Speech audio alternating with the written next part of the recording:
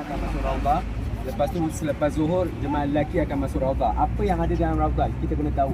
Dekat manakah tempat yang afdal kita solat kalau kita dapat, kalau diizinkan oleh Allah, insya-Allah. Baik, hadis Rasulullah mengatakan dari rumahku, ini dinding rumah Rasulullah yang kita tengok ni, ini dinding rumah Rasulullah, dari rumahku sehingga ke mimbarku, ini adalah termasuk dalam taman-taman syurga. Taman-taman syurga inilah yang dikenali sebagai Raudah.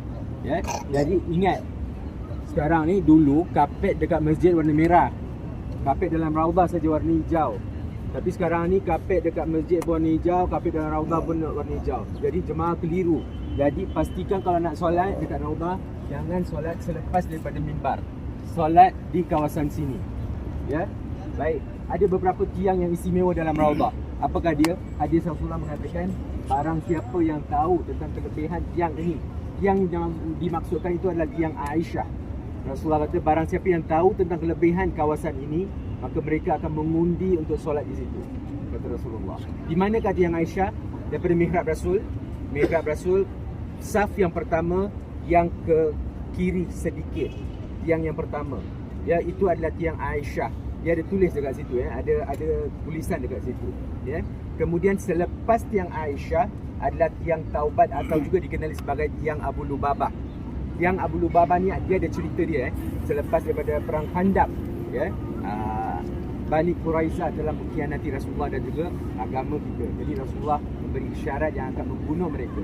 Abu Lubabah telah dihantar untuk berunding dengan Bani Quraizah. Jadi dia telah menunjukkan isyarat yang Rasulullah akan membunuh mereka.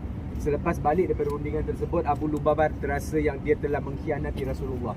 Dia terus datang ke Masjid Nabawi dan mengikat diri dia dekat tiang tersebut. Sebab tu, dan dia mengatakan bahawa selagi Allah dan Rasul tidak mengampuni, tidak terima taubat dia, maka dia tak akan buka ikatan daripada tiang tersebut. Ya, sehinggalah ada riwayat mengatakan hari yang ke-6, ada riwayat mengatakan hari yang ke-9 turunnya wahyu mengatakan Allah terima taubat Abu Lubabah. Sebab tu tiang tersebut dikenali sebagai tiang taubat. Selain daripada dua tiang yang saya sebutkan ini, ada lagi satu tiang yang ada dalam hadis, iaitu tiang yang melekat dengan mihrab Rasul. Tiang ini zaman Rasulullah, setelah Rasulullah membina masjid, Rasulullah selalu bersandar pada sebatang pohon kurma, batang pohon kurma yang kering. Rasulullah selalu bersandar dekat batang pohon kurma yang kering untuk memberi khutbah. Tiba satu masa sahabat datang bagi tahu dengan Rasulullah, "Ya Rasulullah, bolehkah kami membuat mimbar untuk engkau?" Rasulullah kata, "Silakan." Maka dibuatkan mimbar yang baru. Setelah mimbar dah siap, Rasulullah pun naik atas mimbar dan mula memberi khutbah. Ketika Rasulullah sedang memberi khutbah, tiba-tiba Rasulullah dengar suara bayi merengek, menangis. Ada riwayat mengatakan suara anak unta merengek. Ya, apa pun Rasulullah mencari-cari. Sahabat pun heran, dari mana datangnya suara bayi. Jadi Rasulullah turun dan mendapati pohon batang kurma yang kering. Pohon batang kurma yang kering menangis. Rasulullah pergi memeluk pohon tersebut dan menanyakan, "Kenapa engkau menangis?"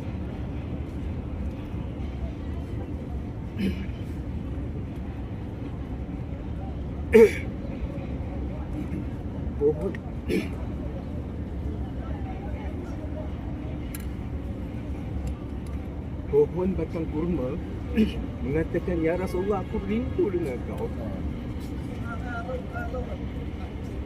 Cuba bayangkan, pohon batang kurma yang kering menangis rindukan Rasulullah.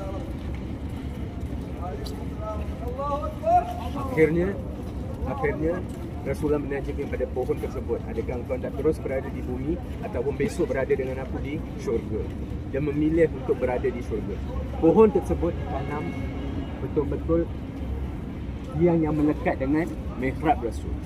Hanya ada tiga tiang yang ada hadis tentang kelebihan tiang-tiang dalam Raudah.